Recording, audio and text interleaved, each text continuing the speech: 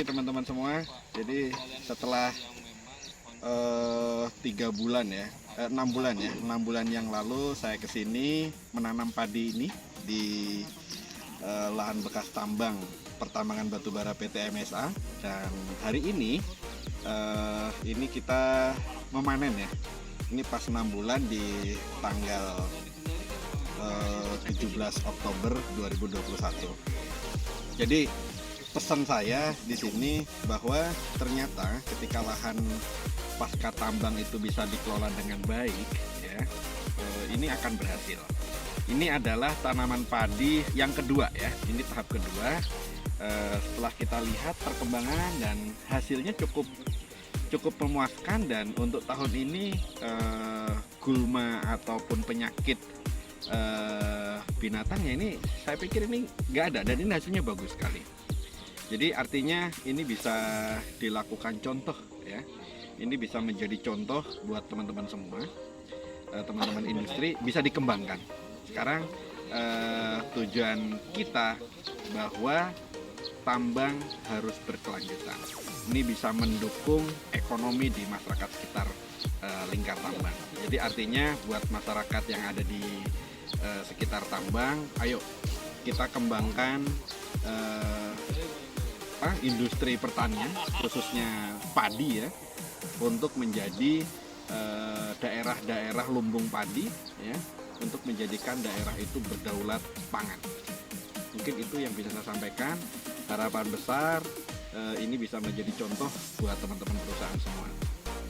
Terima kasih banyak. Ini statement dari saya.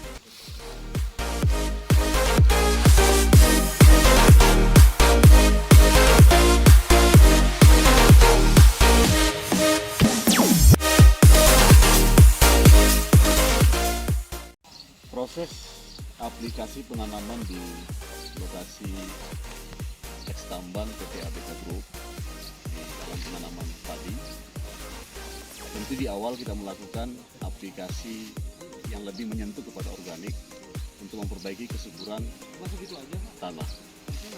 Kemudian dalam proses penanaman kemarin pada tanggal 2 Juli 2021 ada beberapa tahapan yang kami lakukan sampai menjelang panen hari ini tanggal 17 Oktober 2021.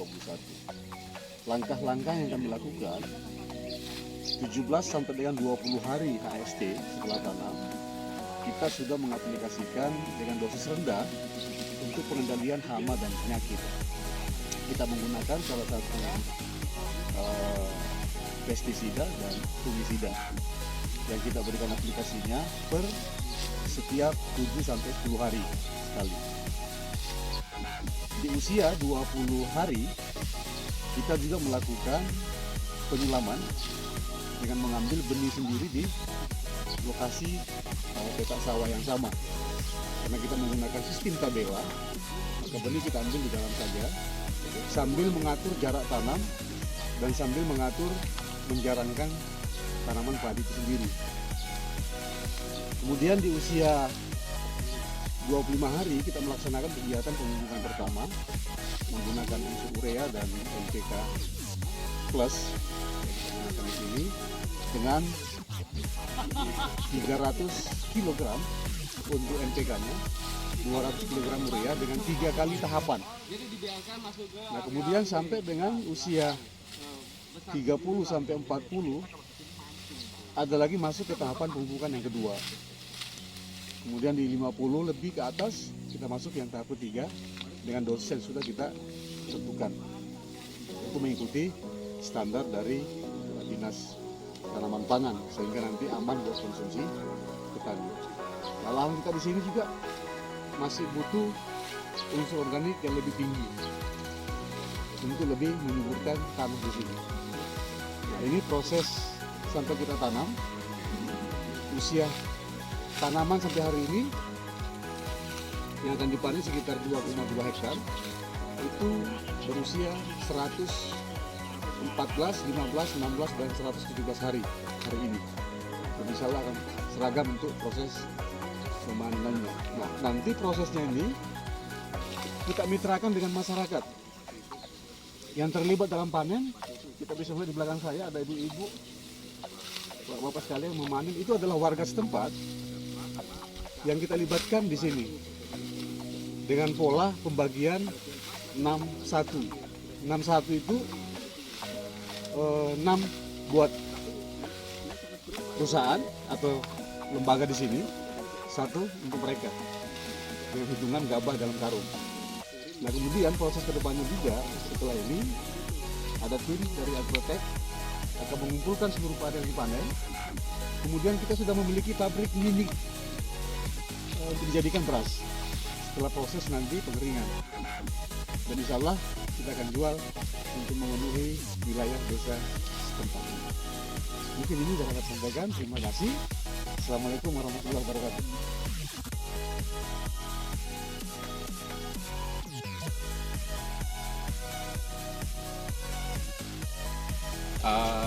Jadi mengacu ke pengalaman pertama ya, artinya panen pertama gitu kan.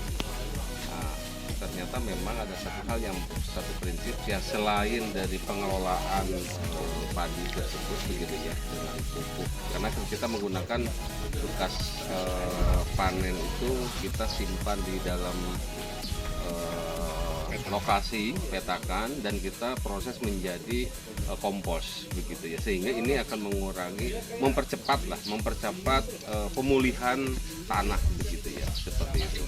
Nah di sini sebenarnya memang yang satu sangat prinsip sekali itu adalah masalah pengairan gitu, karena kita pernah, ini bukan berhasil Pak, saya pernah menyampaikan juga kegagalan ya. Oke. Jadi yang mau kedua itu sempat kita gagal karena memang nggak ada air dan kelebihan air. Pada saat semua ini drainasenya untuk pengairannya nggak bagus gitu kan, ini sempat terendam. Jadi kalau kita masuk ke sini, ini adalah kawasan air semua gitu kan.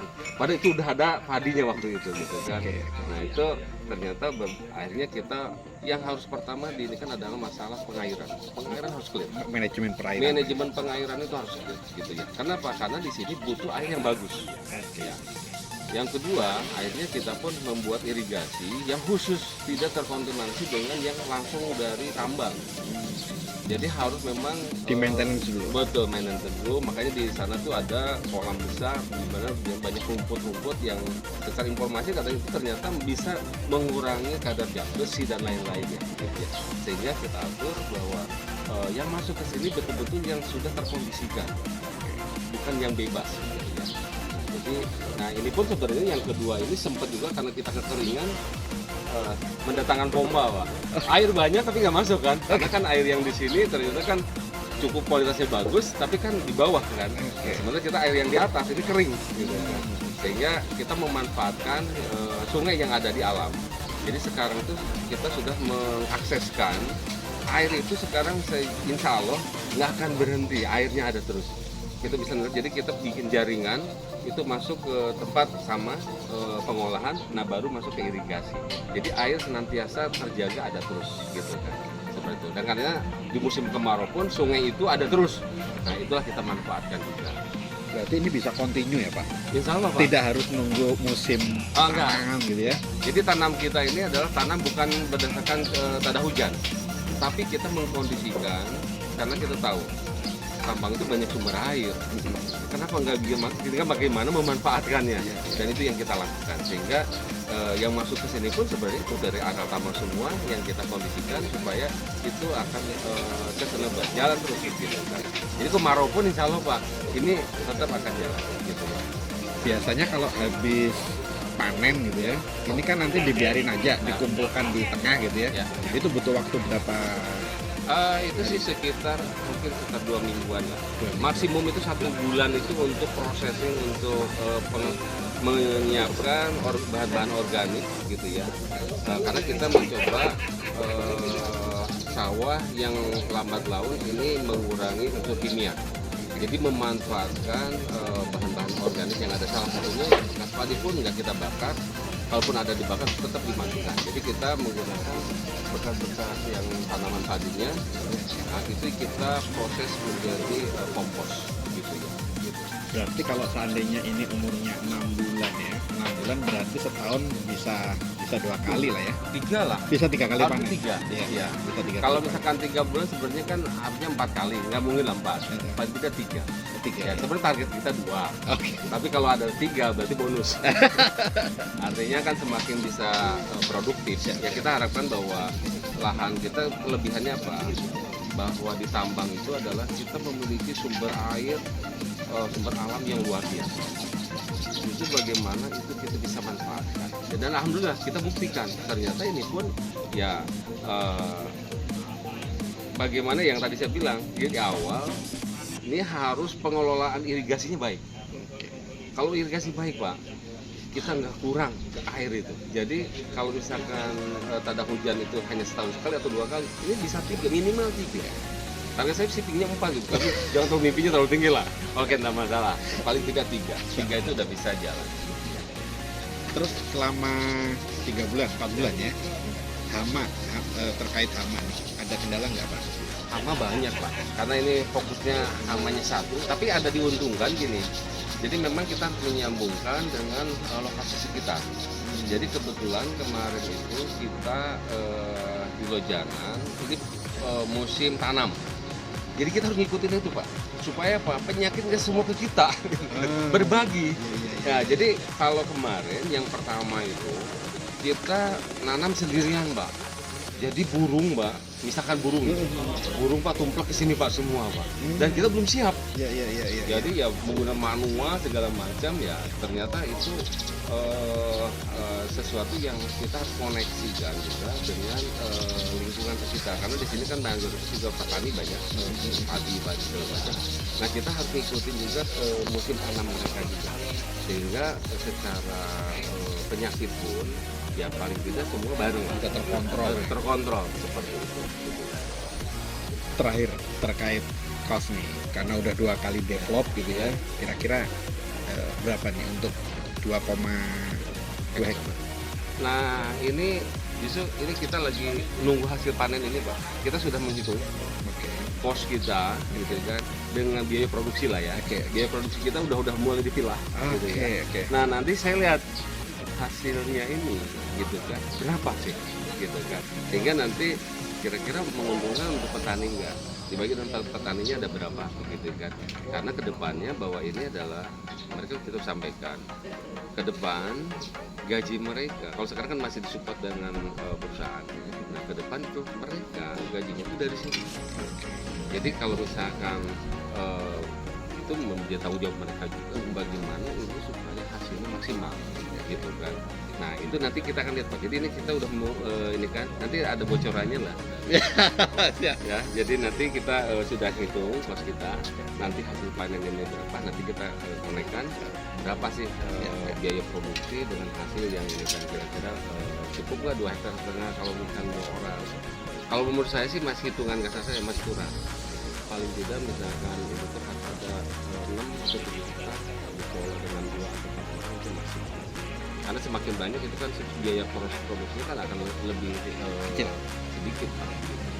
Artinya dari misi dan visi perusahaan ini udah ingin mencetak atau ingin membudidayakan atau memperdayakan maksud saya bagaimana supaya masyarakat jadi mandiri. Iya, jadi secara bertahap gitu ya. Ya.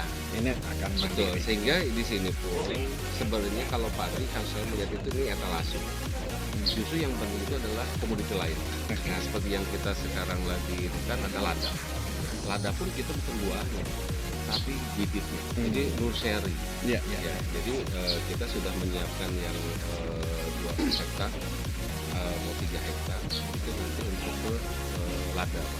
Jadi ini ada ladanya itu kan kita bisa jual bibit yang memang kita dari awal lada kita sudah sertifikasi, sehingga apa untuk penjualan ke depan kita sudah mulai di restoran dan macam itu sudah masuk dari layak untuk disertifikasi. Berarti memang ini terintegrasi ya Pak ya? Harus terintegrasi Pak ya. Jadi insya Allah ini karena dengan namanya juga sebenarnya kalau di perizinan kita ini adalah pertanian terpadu. Ya. Kalau namanya Agroteknopark gitu ya, Tabuan nama lokasi. Nah di sana sebenarnya kita mencanangkan tahap awal itu sawah yang mudah terlihat dulu gitu ya. Baru yang kedua itu nanti ke perkebunan. Dan kita salah satu lagi adalah peternakan. Karena Pak, di teman-teman ternyata ternak masyarakat ini menjadi hama, Pak. Ya toh? Iya, kan? betul. Sapi-sapi yang masyarakat itu masuk ke area taman. Kita pun mengalami gitu bahwa reklamasi kita yang baru tumbuh misalkan setengah meter itu ternyata habis, Pak. Sama saya pernah, sehingga kan kalau kita gampangnya ya udahlah bunuhin, udah serahkan, kan nggak seperti itu. Artinya itu tidak win-win dengan masyarakat, sehingga kita akan siapkan lokasi peternakan, arealnya juga pakannya, artinya rumputnya kita siapkan juga, mereka giring udah masuk di sini, sehingga ya kita bisa memakan juga gitu. Paling tidak yang hama tadi bukan hama, tapi menjadi sesuatu yang positif buat kita, karena kita perkebunan kan butuh pupuk, Pak. Ya, kita nggak usah beli. Betul. Jadi semuanya terintegrasi, baik itu bahan gitu ya, kebutuhannya sama ininya udah semuanya udah. Jadi nggak perlu kita harus beli. Pas produksinya nggak perlu banyak. Dan yang selalu penting juga adalah masalah kelembagaan, Pak. Jadi kita sudah menggandeng ini nanti dengan Desa Batuan. Ini pemerintahan desa, Pak. Jadi kita nggak boleh kuat sendiri, karena perusahaan itu kan ada batas waktunya. Siapa yang akan melanjutkan itu, tentunya kita unsur salah satunya adalah Desa. Kita sudah linkkan, bahkan nanti hasil padi ini, Pak, ini kita sudah kerja dengan Desa. Jadi ini keringkan, kita alat pemproduksinya sudah siap gitu kan, bahkan packingnya juga sudah siap. Di sana ada perusahaan dengan Desa Batuan, dan itu yang menjualkan juga mereka. Tinggal bagi hasilnya gimana, gitu kan. Tapi kalau perusahaan kan nggak mengharapkan itu. Sebenarnya tapi minimal ada sustainable-nya. Sustainable. Justru kan kita tolak ukurnya, karena biasanya ya program itu mudah lah, tapi sustainable yang susah. Kalau kita banyak ya, kalau di event-event karena wah muncul banyak, ternyata di pasaran nggak ada. Justru kita mengharapkan sustainable-nya, sehingga jaringannya kita yang kadang-kadang lemah di jaringan bisnisnya. Kita memang harus menggandeng jaringan bisnis, salah satunya adalah penguatan di Desa. Desa pun kita berikan porsi untuk dia berkembang, gitu kan. Ya salah satunya ini kita gandeng Desanya. Gitu. Oke. Nanti coba kita akan mudah-mudahan. Mohon doanya juga. Oh iya. Kita supportnya. Tetap kita support. Karena ini harus menjadi daerah pilot project ya, atau percontohan lah ya. Dan juga desa juga saya berharap ini juga akan jadi daulat pangan lah di lahan bekas tambang. Betul. Oke, terima kasih Pak Agung. Sama-sama. Semangat pagi luar biasa. Oke, cukup.